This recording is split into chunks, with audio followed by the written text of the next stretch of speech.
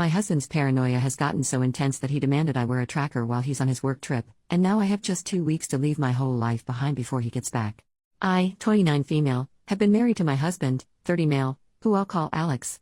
Alex and I met in college during our freshman year. We started off as just friends, and got married 7 months ago. I've gotten along with his family, but we aren't super close, but we're friendly enough. The problem is that Alex has begun to make me incredibly uncomfortable. Firstly, he started asking me who I'm meeting with, where, what we plan on doing, how long every single time I leave the house without him. At first, I just thought he was being protective and a good partner just in case something happened, but then he started checking my phone after the visits, vetting and researching each of my friends as well. He also has been pursuing me to link my bank account to his, as he's in charge of the finances when he was perfectly fine with keeping them separate before. We fight about it almost every day. Finally, yesterday when he was preparing to go on a work trip for 2 weeks in California, he demanded I wear a tracker so he could keep an eye on me while he's gone. I can't do this anymore. I feel like I'm suffocating, and his family, who I've spoken to about his worrying behavior, just said he's being careful and protective as a good husband should. I need to gather my things together and find a way to be gone before he gets home without tipping him off. He's always threatened that if he ever found me cheating on him, he'd turn in divorce papers the same day. He keeps a filled-out copy in his desk. I'm going to submit those the day I leave. But there's so much to do: Bergen, finding a new place to live, seeing if my job has any transfers available, packing and moving in 2 weeks. His return flight is in 2 weeks, so I need to move quickly. I'm posting here because I don't have any close family, and I can't risk dragging my friends into this as we share the same friends. I just needed a place to vent, and ask if anyone has any advice on the easiest and safest way to do this. Edit. Oh my god, you guys are amazing. I never even thought to not use his divorce papers. I'll check for cameras before I start any packing or prepping. I may also shred his divorce papers just in case and look into getting a lawyer for myself. I'm in a no-fault divorce state, that much I so remember, which will help. I'll update again when I know more. The tracker he wants me to use is a small clip to put on the belt or waistband.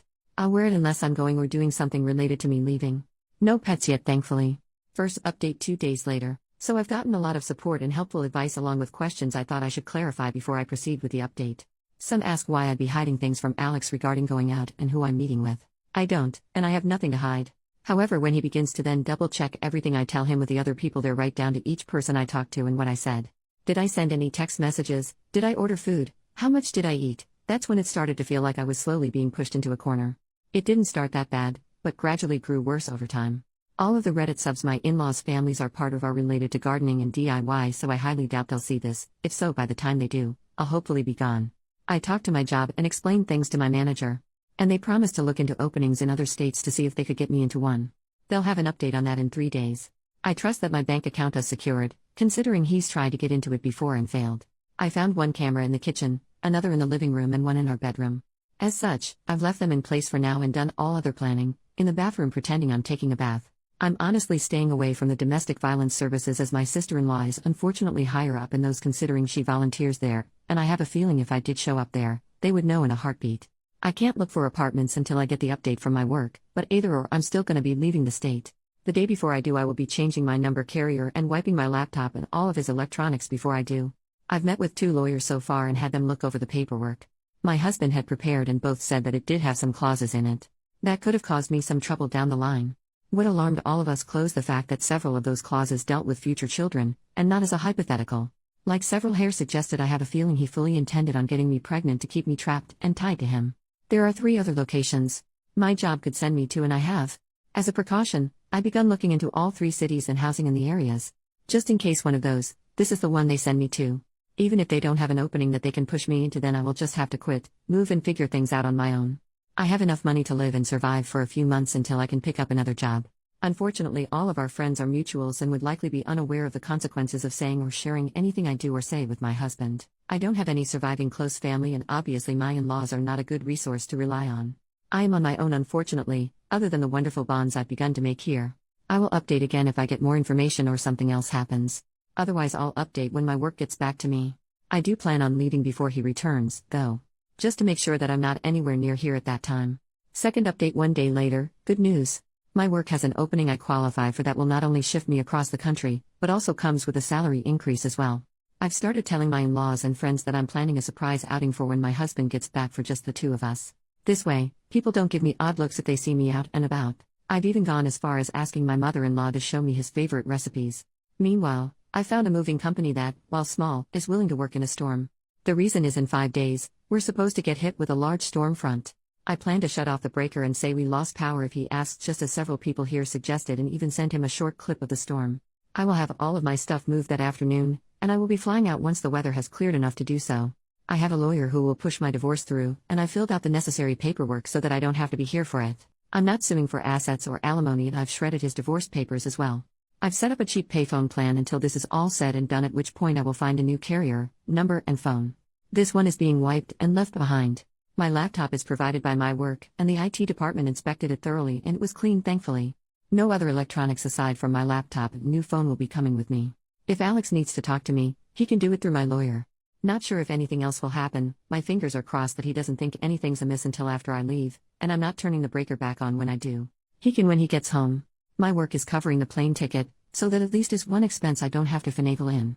Third update 7 days later. It's been a busy week, but I've gotten so much done. Firstly, I am now out of the house and am currently in a hotel while I look for an apartment. It's a big city, bustling with people no matter where you look. We had a pretty bad storm system hit back home, that actually lasted 2 days. High winds, thunder, lightning, and even hail everywhere. I didn't take much from the house: my documents, clothes, and important sentimental items. I left all of the furniture and electronics behind. I cleaned the house top to bottom and took pictures on my phone so he couldn't claim I damaged anything when I left. My lawyer has already started divorce proceedings, and my husband will be served on the 8th. His plane is due to land early morning, and the sheriff will be there at the house waiting for him. He is very much about public appearances and reputation. My lawyer will be calling him as well to inform him that I am more than willing to air out everything to the public about his actions if it means securing my freedom from him. I will go to court as long as I must to get this pushed through. I haven't told our friends or his in-laws yet. I will do that while he is on the flight to prevent him from getting wind of it before he's handed the divorce papers. I will be calling around and explaining why we're getting divorced, to try and prevent him from twisting this into somehow being my fault. I don't want him trying to claim I had an affair or something, so I want to get the truth out before he can twist this. I'm doing okay. I'm tired, but yet I feel almost jittery and off-kilter. I keep looking over my shoulder and monitoring what I say even when I don't really need to anymore. Hopefully that will fade soon. My work is covering the cost of the hotel, and I'm working on getting my other things in order. I also need to find a new GP as I want to get a full test just to make sure everything is okay. I don't know when my next update will be, probably when the divorce papers are filed or if we have to go to court to push them through. I will try to keep my head up, but it feels like I'm in a whirlwind or something with so many things to do and think about. I kinda thought it would be easier once I got out of the house, but while the fear is smaller, somehow the number of tasks only seems to have grown. Fourth update 7 days later. Sorry I haven't updated for a while. Things got hectic and a bit chaotic, honestly. Firstly, I'm working on getting an apartment still and have applications in at 3 different places and will hopefully hear back from them soon. I'm still going into work here at the new location, so I don't have to worry about burning through my emergency savings completely. I've gotten a lot of emails from Alex, his family, and our old friend group asking question after question. I have only sent one return email to Alex, explaining that I don't believe we are truly compatible, and it is best we separate now. That his treatment of me when I'd done nothing to deserve as such was just as much of a deal breaker as cheating was for him. I ended the email with the statement that I would not be contacting him further, and anything else he needed to pass on to me or vice versa would be done through my lawyer. For his family and friends, I just typed up one email outlining everything that had happened and why I left. I told them I wished them no ill will, but that such treatment of his wife and partner was not acceptable. That should Alex get remarried in the future, I wish they would help support both partners and not just Alex. Alex, from what my lawyer told me, was livid when he was served. The sheriff actually ended up booking him for assault on an officer and menacing due to the threats he was shouting. His father bailed him out in a few hours, but with the testimony of the sheriff, my lawyer believes I have a very good chance at getting a restraining order. Alex, upon returning to the house, apparently lost his temper again, breaking the dining table into pieces as well as the TV, and putting several holes in the walls. At least that's what one of the emails from one of our friends reported, as Alex called him to help him clean up the mess. My lawyer already has pictures of the house I took, with timestamps as evidence nothing had been damaged by me. My friend reported that Alex tried to claim I'd been the one to trash the house, but the holes in the wall were at head height. Alex is 6 feet 3 inches, and I'm 5 feet 4 inches, so he knew that was false. Either way, taking the pictures definitely will help me, so again thank you everyone here for the advice, because I never would have thought of that on my own. My work won't share details of where I am, as I do work with some higher-end clientele who value security, and that information won't be gossiped about. And no, I'm not some escort. I deal with contracts, notary, and business management. As such, even if Alex tried to use my work to find me, he wouldn't succeed. Fifth update 12 days later. It's been a little bit, and I thought I'd answer some questions before giving my update. It may be a while after this until things change. Firstly, no, I didn't bring my car. The public transport here is good enough to use without needing one. I have secured an apartment, and the building has good security. You need a key card to enter, and there is a security guard at a desk right by the entrance to the building. As part of my contract, I gave them a photo of Alex and his family so that even in the off chance they do find me, they won't be let in. The responses I got from the emails varied. His family said I was overreacting, and that I owe Alex an apology for the problems this has caused him. The pending criminal charges puts him at risk of losing his job if he's convicted. Alex sent a long email, apologizing and pleading for me to come home. He said he was worried for me, that he is willing to go to therapy if it will appease me. He wants us to remain together, and he didn't think leaving was an appropriate response to his genuine concern and worry for my health and safety. The friends gave somewhat lacking replies, saying that they didn't think Alex was ever going to hurt me and that I shouldn't be letting my imagination run away wild. As much as I want to say I was surprised by the lack of support, I'm honestly not. He intends to fight the divorce. I'm letting my lawyer handle it, and I'm also pursuing a protective order as well. Once I got approved for my apartment, I also froze my credit.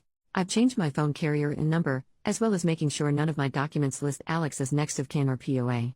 Some have asked why I was so paranoid about Alex and his possible future actions. The answer for that actually is somewhat simple: my grandmother.